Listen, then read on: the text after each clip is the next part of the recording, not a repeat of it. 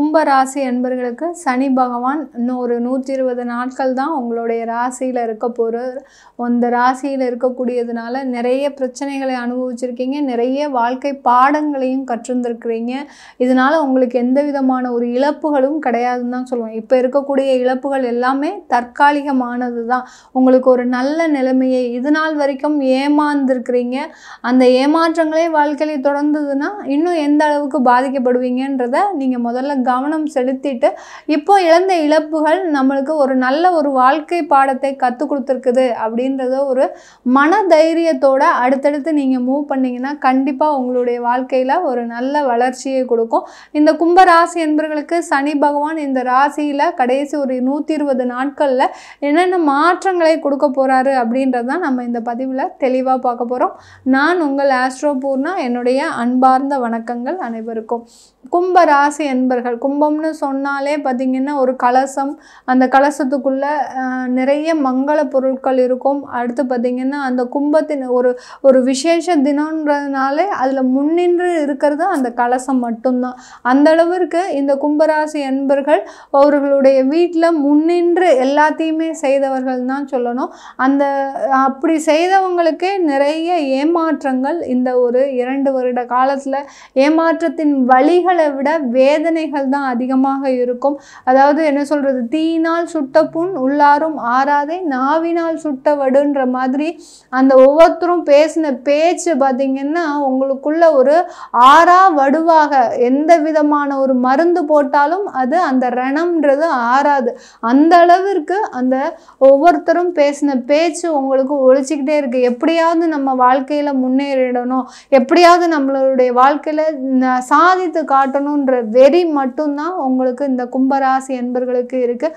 அதுலேயும் நடுத்தர வயது ஒரு 45 வயசு அப்படி கடந்தவர்கள் பார்த்திங்கன்னா நிறைய அவமானப்பட்டிருப்பீங்க. இத்தனை நாள் வரைக்கும் என்னுடைய வாழ்க்கையில் நான் இந்த மாதிரி சந்தித்ததே இல்லை, இது நாள் வரைக்கும் நான் இந்த மாதிரியான அவமானங்களை கேட்டதில்லை, என்னை சார்ந்து இருந்தவர்களே எனக்கு இவ்வளோ பெரிய வலியையும் வேதனையையும் கொடுத்துட்டு போயிட்டாங்க அப்படின்னு சொல்லக்கூடிய அளவிற்கு இந்த கும்ப ராசியில் இருக்கக்கூடிய அந்த 45 வயதை கடந்தவர்கள் ஒரு மீளா துயரத்தில் தான் இருக்கிறீங்க. அதே சமயத்தில் ஒரு இளம் வயதினராக இருக்கிறீங்க, ஒரு 20-25 வயது இருக்கிறீங்க அப்படிங்கன்னா நிறைய பேர் ஏமாற்றப்பட்டுட்டீங்க. உங்களுடைய நண்பர்கள் மூலமாக, உங்களுடைய சக உறுப்பினர்கள் மூலமாக, சக ஊழியர்கள் மூலமாக. அடுத்து பார்த்திங்கன்னா நீங்கள் யாரை ஒரு ரொம்ப நம்பிக்கையாக இருந்தீங்களோ அவங்களாலேயே ஏமாற்றப்பட்டிருப்பீங்க. சில பேர் பார்த்திங்கன்னா அந்த ஒரு பாசம்ன்ற பேரில் ஏமாற்றப்பட்டிருப்பீங்க. இந்த மாதிரிலாம் இருக்கக்கூடிய இந்த கும்பராசி அன்பர்களுக்கும்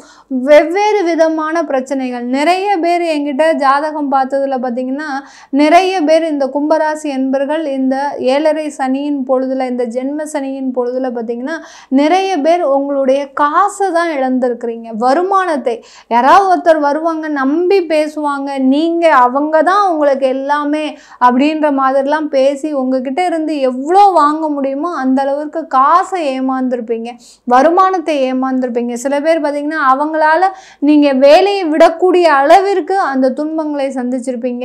அந்த மாதிரிலாம் நம்ம ஜாதகம் பார்க்கும்போது நிறைய பேருக்கு நான் சொல்லக்கூடிய அட்வைஸ் என்னென்னா, நீங்கள் நிறைய இறை வழிபாடு பண்ணுங்க. எந்த அளவுக்கு நம்ம இறை வழிபாடு அந்த ஒரு தெய்வத்தின் சரணாகதியை அடைகிறோமோ அந்த அளவுக்கு தான் இந்த கும்பராசி என்பர்கள் நிறைய பேர் பார்த்திங்கன்னா எவ்வளோ பெரிய பிரச்சனைகள் வந்தாலும் அதை தாங்கி கொள்ளக்கூடிய சக்தி இருக்குது.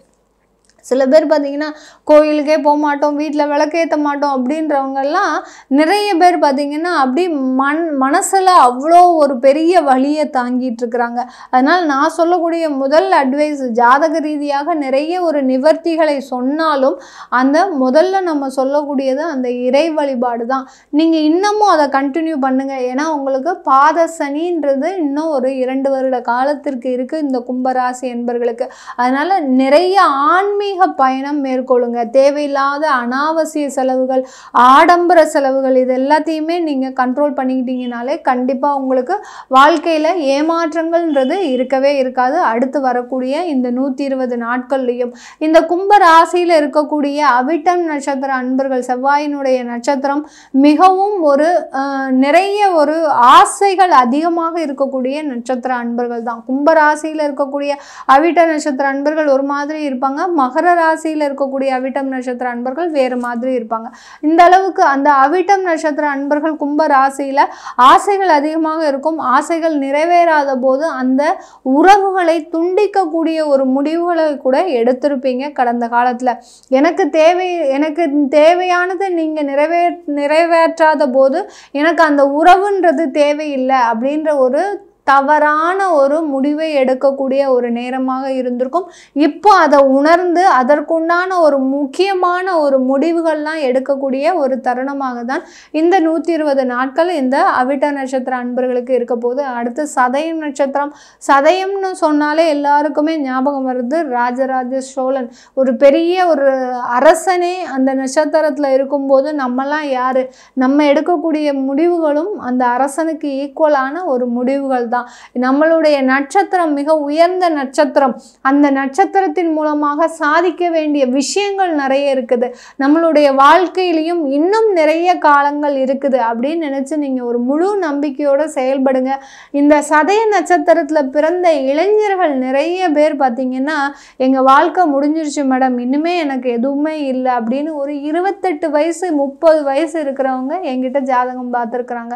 ஏன்னா எங்களால் இன்னுமே வாழவே முடியாது. அந்த ஜென்ம சனியினுடைய தாக்கம் படித்து நல்லா வளர்ந்து நல்ல ஒரு உத்தியோகத்துக்கு போய் அந்த உத்தியோகத்தினால சில கெட்ட பழக்கங்கள்னால இந்த சதய நட்சத்திர அன்பர்கள் நிறைய ஏமாற்றத்திற்கு உள்ளானீங்க. அதிலிருந்துலாம் மீண்டு வரக்கூடிய ஒரு நேரம் தான். ஏன்னா இந்த சனி பகவான் உங்களுடைய ஜென்ம இடத்துல இருந்து அவருடைய பார்வையாக உங்களுடைய 3ஆம் இடத்தை 7ஆம் இடத்தை அடுத்து 10ஆம் இடத்தை பார்க்கறதுனால மிகப்பெரிய அளவில் சாதிக்கக்கூடிய ஒரு தருணமாக இருக்கும். அடுத்து பார்த்திங்கன்னா பூரட்டாதி நட்சத்திரம். பூரட்டாதி நட்சத்திரம்னு சொன்னாலே எல்லோருக்குமே பார்த்திங்கன்னா அந்த குருவனுடைய நட்சத்திரமாக கொஞ்சம் அவங்கள பார்த்தாலே ஒரு கையெடுத்து கும்பிடக்கூடிய ஒரு சூழ்நிலையில் தான் இருப்பாங்க. அவங்க என்ன ஒரு தவறு செய்திருந்தாலும் அவங்க முன்னாடி போயிட்டோன்னா நம்மளால் எதுவுமே பேச முடியாது. அந்த அளவிற்கு அந்த பூரட்டாதி நட்சத்திர அன்பர்கள் மிகவும் ஒரு திறமைசாலிகளாக ஒரு பவர்ஃபுல்லாக இருப்பாங்க. அப்படிப்பட்ட இந்த புரட்டாதி நட்சத்திர அன்பர்களுமே இந்த ஜென்ம சனியின் இந்த இறுதி கட்ட காலத்தில் பார்த்திங்கன்னா நிறைய மாற்றங்களை அனுபவிக்க போகிறீங்க. ஒரு இடமாற்றம் இருக்குது. அந்த இடமாற்றத்தின் மூலமாக உங்களுக்கு ஒரு நல்ல ஒரு வேலை வாய்ப்புகள், நல்ல வருமான உயர்வுகள், பதவி மாற்றம் இதெல்லாம் இருக்கக்கூடிய ஒரு தருணமாக இருக்க போது இந்த பூரட்டாதி நட்சத்திர அன்பர்களுக்கு. கும்ப ராசியில் இருக்கக்கூடிய அனைத்து அன்பர்களுக்குமே இந்த 120 நாட்கள் நல்ல வளர்ச்சியையும் மேலும் மேலும் முன்னேற்றத்தை தரும். எப்போ தரும் அப்படின்னா இந்த 120 நாட்கள்ல ஆன்மீக பயணம் அதிகமாக எடுத்துக்கோங்க. அதே சமயம் உங்களுக்கு உண்டான ஜாதக தெய்வங்களை, உங்களுக்கு ஒரு ஜாதகம் இருக்கு, உங்களுக்கு பிறந்த கால ஜாதகப்படி ஒரு தெய்வம் இருக்கு, அந்த தெய்வத்தை தெரிஞ்சுக்கிட்டு அந்த தெய்வத்தை நீங்க ஃபாலோ பண்ணும்போது கண்டிப்பா அந்த தெய்வம் உங்களை வழிநடத்தி செல்லக்கூடிய ஒரு நேரமாக இருக்கும். ஏன் இவ்வளவுக்கு நம்ம ஆன்மீகத்தை இதுல ரொம்ப ப்ரையாரிட்டி கொடுக்கணும்? இன்னும் பாத சனின்றது ஒன்று உங்களுக்கு இருக்கு கும்பராசி என்பர்களுக்கு. அதனால மிகவும் கவனத்தோடும் விழிப்போடும் இருக்கக்கூடிய ஒரு தருணமாக தான் இந்த 120 நாட்கள். அடுத்து குடும்பம் சம்பந்தமாக நிறைய ஒரு மாற்றங்கள் கிடைக்க போது இந்த கும்பராசி என்பர்களுக்கு. அது எல்லாத்தையுமே நீங்க இந்த 120 நாட்கள்ல காணக்கூடிய ஒரு நேரமாக தான் இருக்கும். இது எல்லாமே நம்ம கோச்சார நிலவரப்படி பலன்களை சொல்லியிருக்கிறோம். உங்களுடைய தசாபுத்தி பலன்களை தெரிஞ்சுக்கணும் விருப்பப்படுறவங்களும், உங்களுடைய குழந்தைகளுக்கு ஜாதகம் எழுதணும், நியூமராலஜி படி பேர் வைக்கணும் அப்படின்னு நினைக்கிறவங்களும் கீழே இருக்கிற நம்பருக்கு வாட்ஸ்அப்பில் அப்பாயின்மெண்ட் வாங்கிக்கிட்டு நீங்கள் என்கிட்ட கன்சல்ட் பண்ணிக்கலாம். உங்களிடமிருந்து விடைபெறுவது உங்கள் ஆஸ்ட்ரோ பூர்ணா. நன்றி, வணக்கம்.